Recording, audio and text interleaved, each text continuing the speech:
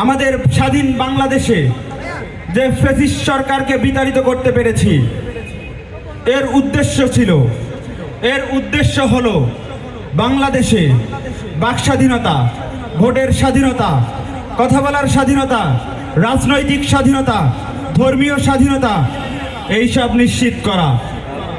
বিগত সরকারের আমলে আমাদের দেশের মানুষের বাক স্বাধীনতা ছিল না, আমাদের রাজনীতি করার স্বাধীনতা ছিল না, আমাদের ভোটদান করার স্বাধীনতা ছিল না, আজকের মতো কাওয়ালি আয়োজনের করার মতো স্বাধীনতা ছিল না। আমরা জুলাই বিপ্লবে দীর্ঘ 2 মাসের আন্দোলনের মাধ্যমে ফ্যাসিস্ট সরকারকে দেশ থেকে বিতাড়িত করার মাধ্যমে আমরা আমাদের দেশে আমাদের সে স্বাধীনতা অধিকারগুলো পুনঃপ্রতিষ্ঠা করতে পেরেছি।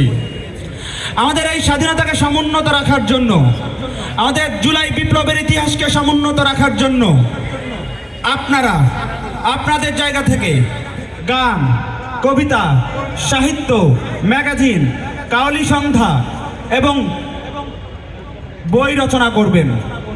আমাদের এই ইতিহাস যতদিন বেঁচে থাকবে, আমাদের জুলাই বিপ্লবের ইতিহাস যতদিন বেঁচে থাকবে, এই বাংলাদেশে ততদিন পর্যন্ত ফ্যাসিস্ট জন্ম নিতে পারবে না।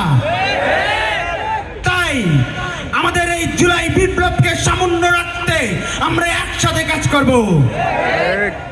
আমরা চাই না এই বাংলাদেশে আরেকটা ফ্যাসিস্ট জন্ম নিক, আমরা চাই না এই বাংলাদেশে আরেকটা শেখ হাসিনা জন্ম নিক।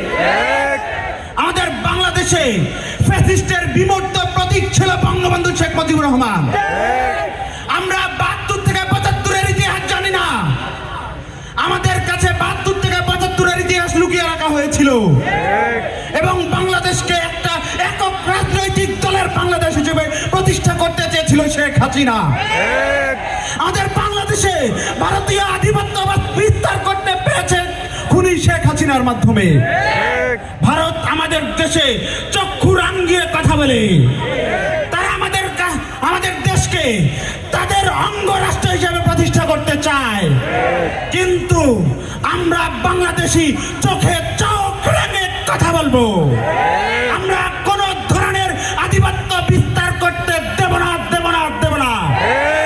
আমরা 1971 সালে যে অধিকার প্রতিষ্ঠার জন্য দেশকে স্বাধীন করেছে, সেই অধিকারকে পুনঃপ্রতিষ্ঠা করার জন্য 24-এ রক্ত দিয়েছে, যেন আগামীতে এদেশে আর কোনো রক্ত দিতে না হয়। এজন্য বাংলাদেশে দল মত নির্বিশেষে সকল শ্রেণী পেশার মানুষকে ঐক্যবদ্ধ হয়ে কাজ করতে হবে। আমি বেশি কিছু বলতে চাই না।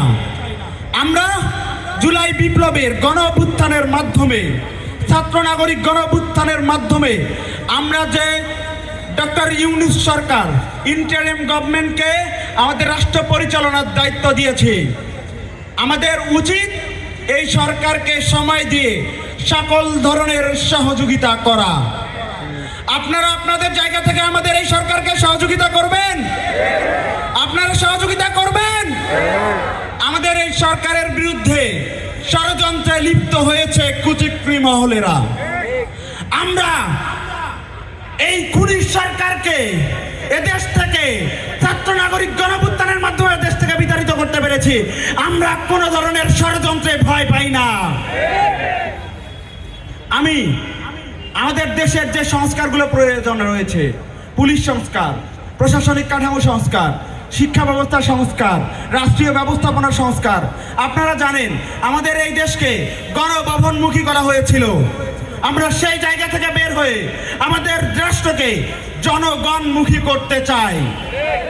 সেটা প্রতিষ্ঠা করার জন্য যে কোনো ধরনের ষড়যন্ত্র রুখে দিতে আমরা এক আছি, এক থাকবো ইনশাআল্লাহ। আপনাদের কাছে আমার অনুরোধ থাকবে, আমাদের রাষ্ট্র সংস্কারের জন্য যে দায়িত্বভার অর্পণ করা হয়েছে আমাদের অন্তর্বর্তীকালীন সরকারকে, আমরা এই সরকারকে সবাই একযোগে সহযোগিতা করব এবং বাংলাদেশকে একটা সাম্যভিত্তিক এবং বৈষম্যহীন বাংলাদেশ বিনির্মাণে ঐক্যবদ্ধে সকল শ্রেণী পেশার মানুষ একসাথে কাজ করব। আপনাদেরকে সংগ্রামী সালাম জানাচ্ছি। আসসালামু আলাইকুম, ধন্যবাদ।